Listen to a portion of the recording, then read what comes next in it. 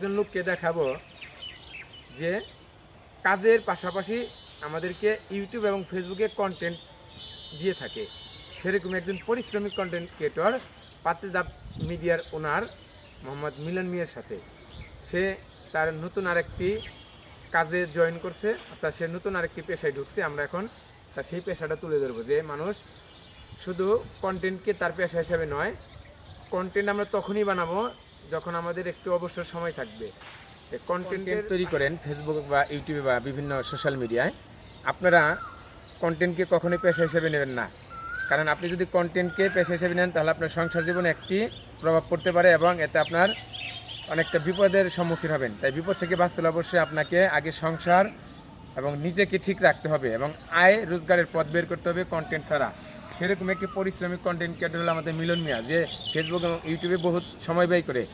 তার পাশাপাশি সে অবসর সময়ে সে কন্টেন্ট তৈরি করে, তার পাশাপাশি সে প্রধান কাজ করে হলো এই যে দেখেন সে একটা মিলন। তুমি এই গাড়িটা কতদিন যাবত কিনছো? আমি ভাই গাড়ি কিনছি আজকে হচ্ছে যে 2-3 দিন যাবত। 2-3 দিন? হ্যাঁ। আচ্ছা, তোমার এই প্রধান পেশা কি কন্টেন্ট নাকি অন্য কাজ? না, আমার প্রধান পেশা হচ্ছে আমি হচ্ছে মানে বর্তমানে এখন মোটামুটি ভিডিওগ্রাফি করি, ঠিক আছে, বিয়ে বাসা ইভেন্টে ওয়েন্ডিংয়ের কাজ করি। তো ওই পাশাপাশি দেখা গেছে ওটা তো সপ্তাহে আপনার কাজটা থাকে না।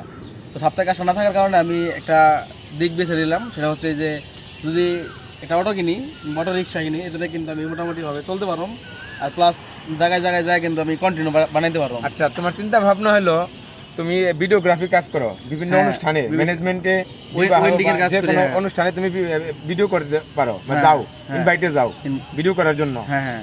তার পাশাপাশি মানে মিলনের কথা হলো কেউ আপনারা এই কন্টেন্টকে পেশা হিসেবে না নিয়ে অবসর সময় করা উচিত, তাই তো? অবশ্যই অবশ্যই।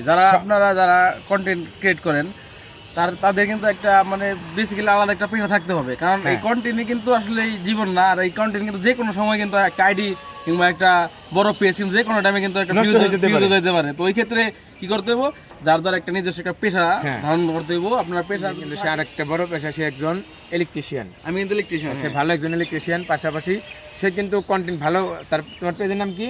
আমার পেজের নাম পাতিলদাব মিডিয়া। সরি, ফেসবুক পেজের নাম পাতিলদাব মিডিয়া এবং আমার ইউটিউব চ্যানেল আছে, দুইটা ভালো মনিটাইজেশন করা, আর্নিং করে ইউটিউবে। ফেসবুকে এখন আর্নিং শুরু হয়েছে কিন্তু ডলার উঠানো হয় নাই, ওইরকম চাপ হয় না। কিন্তু মিলনের অনুরোধ হলো আপনারা ফেসবুকের পাশাপাশি অবশ্যই ফেসবুকে অবসর সময় রাখবেন। হ্যাঁ, কন্টেন্টকে অবসর সময় রেখে আপনার যদি অনেকে আছে যে আমরা ফ্যামিলি আমাদের উপরে চলে, তাই না?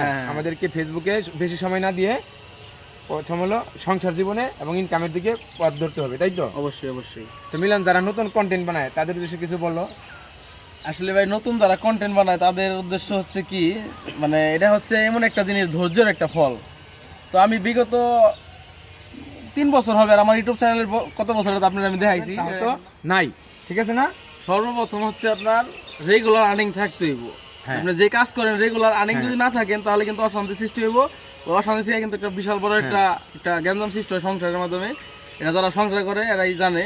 আবার অনেকে ভাবে যে আসলে মেধা এবং ধৈর্যের ব্যাপার স্যাপার আছে, মেধা লাগবে, বুদ্ধি লাগবে, ভিডিও এডিট করা, ভিডিও করা, বিভিন্ন জায়গায় দৌড়ে সবার দ্বারা সম্ভব না। তাই যারা ভালোবেসে কন্টেন্ট বানান বা আর্নিং এর চিন্তা ভাবনা করেন, আপনি আগে